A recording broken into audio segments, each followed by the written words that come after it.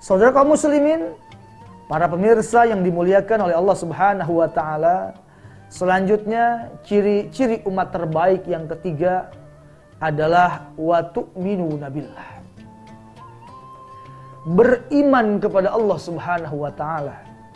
Amantu billahi wa malaikatihi wa kutubihi wa rusulihi wa bil yaumil akhiri wa bil qadari khairihi wa syarrihi minallahi ta'ala.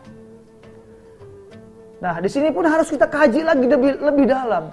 Kenapa dalam ayat tersebut Allah menggunakan tu'minu, ya, menggunakan fi'il mudhari yang berarti apa? Keimananmu bukan hanya hari ini, bukan hanya hari esok, tetapi dari mulai hari ini ketika engkau dilahirkan sampai nanti engkau menutup mata, ketika ruh terlepas daripada jasad.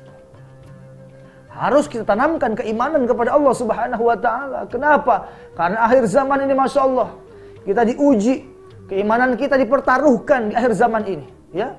Hanya karena dibagi sembako kita rela meninggalkan kewajiban kita kepada Allah. Bahkan ada yang hanya sebatas uang dan kedudukan, dia rela meninggalkan agamanya. Bahkan ada dan tidak sedikit hanya karena demi wanita yang dicintainya, dia rela meninggalkan keislamannya demi ikut agama wanita yang dicintainya. Masya Allah, ya. Disinilah pertaruhan keimanan kita benar-benar dipertanyakan oleh Allah Subhanahu wa taala. Makanya nikmat terbesar salah satunya adalah nikmat iman dan Islam. Kenapa? Karena dua nikmat inilah yang akan mampu menghantarkan kita mengenal Allah, mengenal Rasulullah, dan sampai nanti akhirnya bermuara ke dalam surganya Allah Subhanahu wa taala. Tapi ada pula yang mengatakan bahwa salah satu nikmat terbesar adalah ketika dilahirkannya baginda Rasulullah sallallahu alaihi wasallam. Kenapa? Karena kita nggak mungkin mengenal Islam, kita tidak akan mungkin punya iman tanpa dilahirkannya, tanpa adanya baginda Rasulullah sallallahu alaihi wasallam.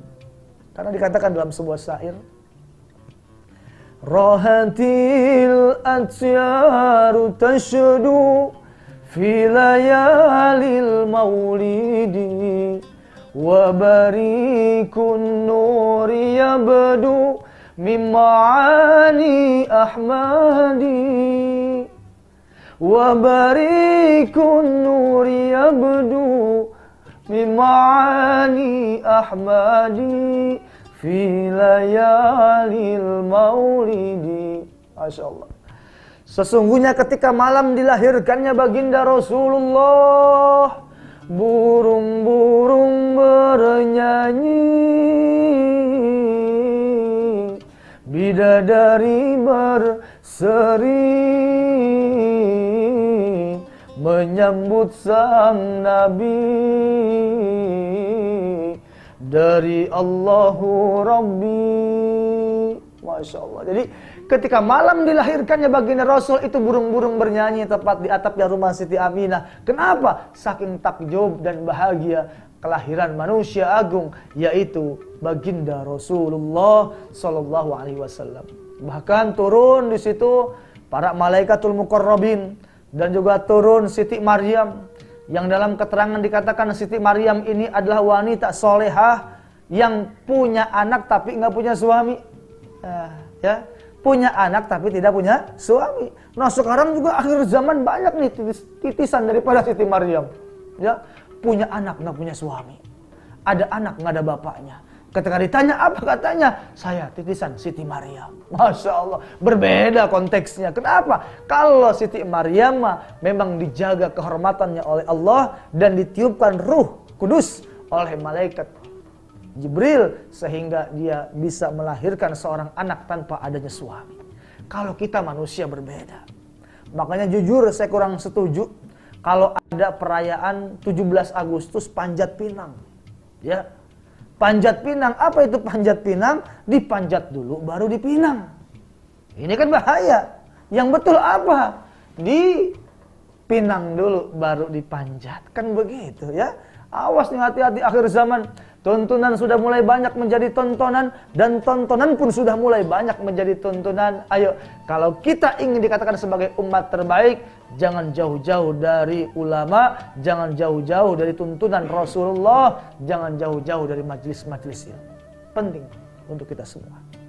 Baik para jamaah yang dimuliakan oleh Allah Subhanahu wa taala, ternyata dalam kehidupan ini baik dan buruk merupakan suatu ketetapan dari Allah Subhanahu wa taala.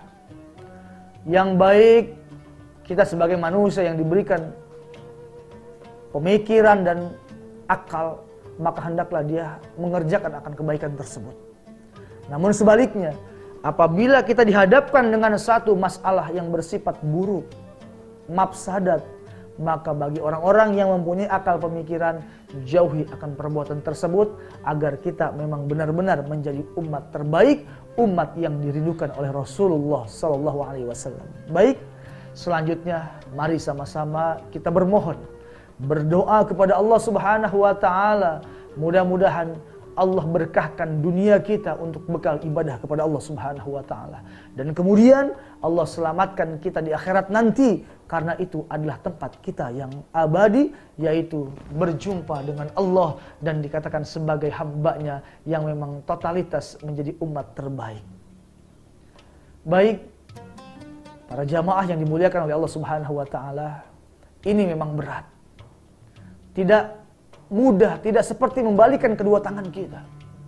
Ujian pasti ada, rintangan pasti ada. Namun kami mengajak, ayo.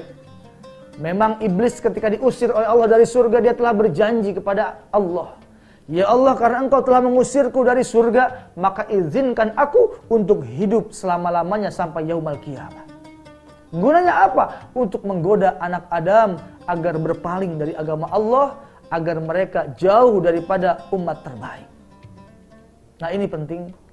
Ketika kita telah menyatakan beriman kepada Allah, kita sedang fokus ibadah kepada Allah, maka sungguh tidak akan mungkin Allah diamkan kita begitu saja tanpa adanya sebuah ujian. Ingat, ujian itu adalah tahapan untuk kenaikan kelas kita, kedudukan kita di sisi Allah Subhanahu wa taala, dan memang benar-benar diuji oleh Allah dalam setiap gerak-gerik hidup kita. Kesabaran kita akan dipertaruhkan dan keistiqomahan kita akan diuji oleh Allah Subhanahu wa taala untuk benar-benar menjadi umat terbaik, umatnya Rasulullah sallallahu alaihi wasallam. Mudah-mudahan kita semua bisa melewati tahapan demi tahapan, ujian demi ujian yang Allah berikan kepada kita agar kita menjadi manusia yang terbaik. Amin ya rabbal alamin. Terima kasih. Banyak kalam, banyak bicara, pasti banyak salahnya. Yang benar hanya milik Allah Subhanahu wa taala. Wallahul muwaffiqil aqwamit thoriq. Assalamualaikum warahmatullahi wabarakatuh.